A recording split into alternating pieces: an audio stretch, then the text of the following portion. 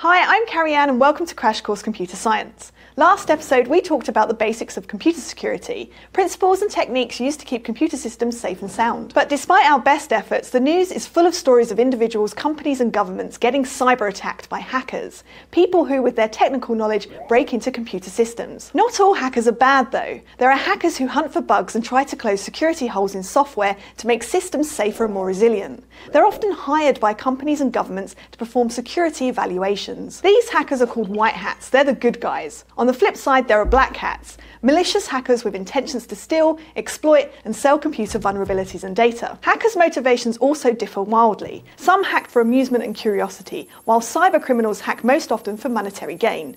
And then there are hacktivists, who use their skills to promote a social or political goal. And that's just the tip of the iceberg. Basically, the stereotypical view of a hacker as some unpopular kid sitting in a dark room full of discarded pizza boxes probably better describes John Green in college than it does hackers. Today, we're not going to teach you how to be a hacker. Instead, we'll discuss some classic examples of how hackers break into computer systems to give you an idea of how it's done.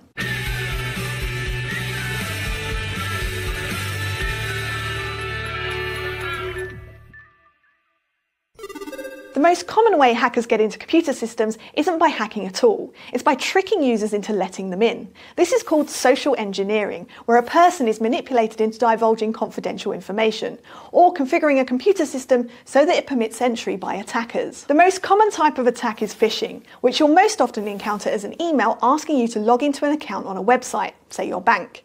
You'll be asked to click a link in the email, which takes you to a site that looks legit to the casual observer, but is really an evil clone. When you enter your username and password, that information goes straight to the hackers, who then can log into the real website as you. Bad news. Even with a 0.1% success rate, 1 million phishing emails might yield 1,000 compromised accounts. Another social engineering attack is pretexting, where attackers call up, let's say, a company, and then confidently pretend to be from their IT department. Often attackers will call a first number and then ask to be transferred to a second, so that the phone number appears to be internal to the company. Then the attacker can instruct an unwitting user to configure their computer in a compromising way, or get them to reveal confidential details like passwords or network configurations. Sorry, one sec. Oh, hey, it's Susan from IT. We're having some network issues down here. Can you go ahead and check a setting for me? And it begins. Attackers can be very convincing, especially with a little bit of research beforehand to find things like key employees' names. It might take 10 phone calls to find a victim, but you only need one to get in. Emails are also a common delivery mechanism for Trojan horses, programs that masquerade as harmless attachments, like a photo or invoice, but actually contain malicious software called malware.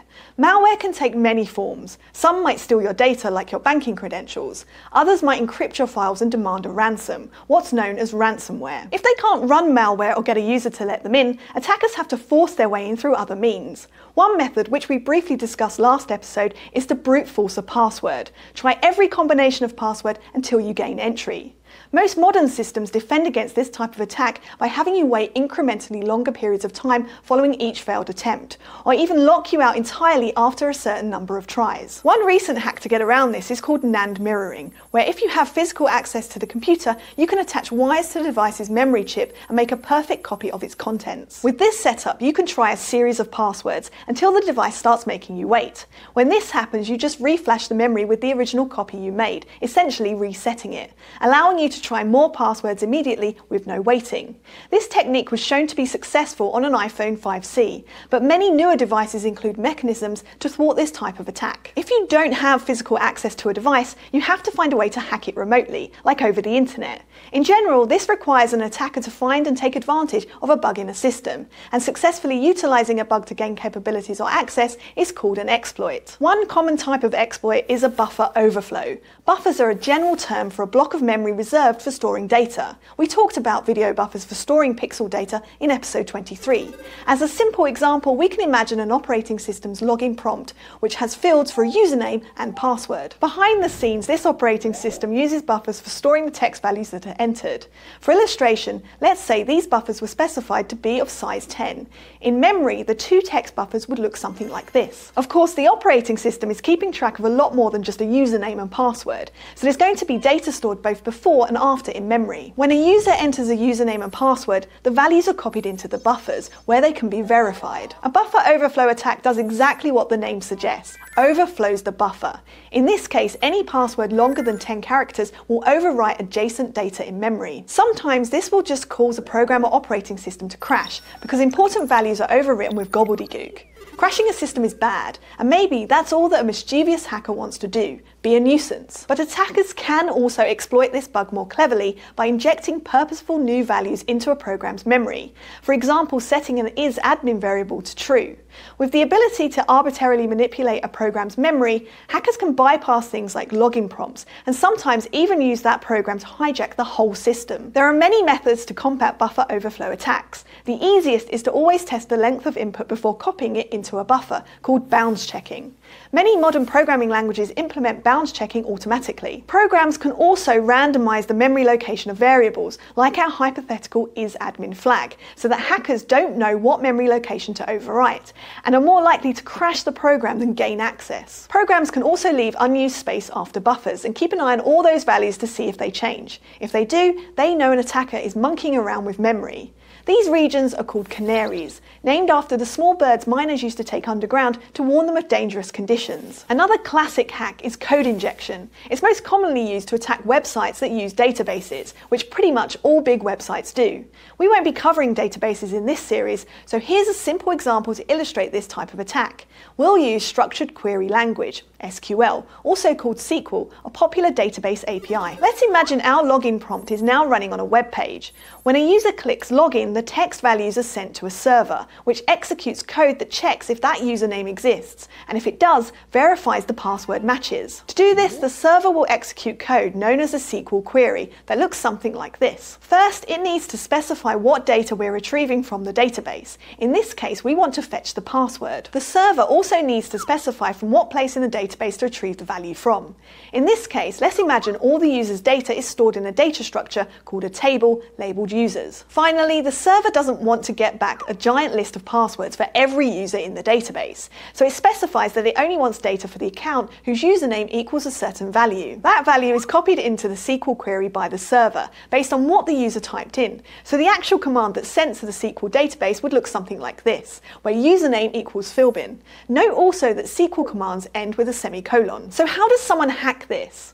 By sending in a malicious username with embedded SQL commands. Like, we could send the server this funky username. When the server copies this text into the SQL query, it ends up looking like this. As I mentioned before, semicolons are used to separate commands, so the first command that gets executed is this. If there is a user named whatever, the database will return the password. Of course, we have no idea what whatever's password is, so we'll get it wrong and the server will reject us. If there's no user named whatever, the database will return no password or provide an error, and the server will again reject us. Either way, we don't care, because it's the next SQL command we're interested in, drop table users, a command that we injected by manipulating the username field. This command instructs the SQL database to delete the table containing all user data, wiped clean, which would cause a lot of headaches at a place like a bank, or really anywhere. And notice that we didn't even break into the system. It's not like we correctly guessed the username and password. Even with no formal access, we were able to create mayhem by exploiting a bug. This is a very simple example of code injection, which almost all servers today have defenses against.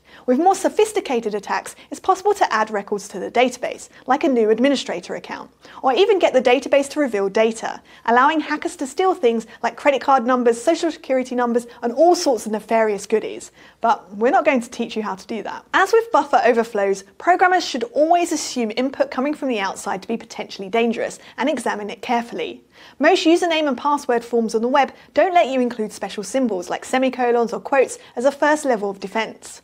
Good servers also sanitize input by removing or modifying special characters before running database queries. Working exploits are often sold or shared online. The more prevalent the bug or the more damaging the exploit, the higher the price or prestige it commands. Even governments sometimes buy exploits, which allow them to compromise computers for purposes like spying. When a new exploitable bug is discovered that the software creators weren't aware of, it's called a zero-day vulnerability.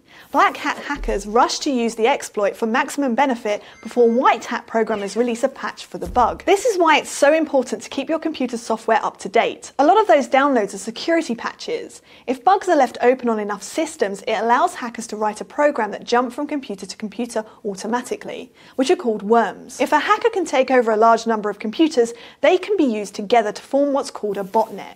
This can have many purposes, like sending huge volumes of spam, mining bitcoins, using other people's computing power and electricity, and launching distributed denial of service or DDoS attacks against servers. DDoS is where all the computers in the botnet send a flood of dummy messages. This can knock services offline, either to force owners to pay a ransom or just to be evil. Despite all of the hard-working white hats, exploits documented online, and software engineering best practices, cyber attacks happen on a daily basis. They cost the global economy roughly $500 billion annually, and that figure will only increase as we become more reliant on computing systems. This is especially worrying to governments, as infrastructure is increasingly computer-driven, like power plants, the electrical grid, traffic lights, water treatment plants, oil refineries, air traffic control, and lots of other key systems. Many experts predict that the next major war will be fought in cyberspace, where nations are brought to their knees not by physical attack, but rather crippled economically and infrastructurally through cyber warfare. There may not be any bullets fired, but the potential for lives lost is still very high, maybe even higher than conventional warfare. So we should all adopt good cybersecurity practices. And as a community interconnected over the internet, we should ensure our computers are secured against those who wish to use their great potential for harm. So maybe stop ignoring that update notification. I'll see you next week. Crash Course Computer Science is produced in association with PBS Digital Studios. At their channel, you can check out a playlist of shows like Braincraft, Coma Niddy, and PBS Infinite Series. This episode was filmed at the Chad and Stacey Emmergalt studio in Indianapolis, Indiana, and it was made with the help of all these nice people and our wonderful graphics team, Thought Cafe. Thanks for watching. I'll see you later.